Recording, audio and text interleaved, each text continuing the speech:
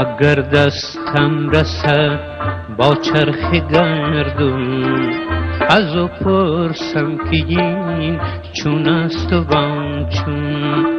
یکی را داده صد ناز و نعمت، یکی را قرص جم آلوده در خون. ثریا چارهم کن به خنجر پارهم کن، به خنجر پارهم کن.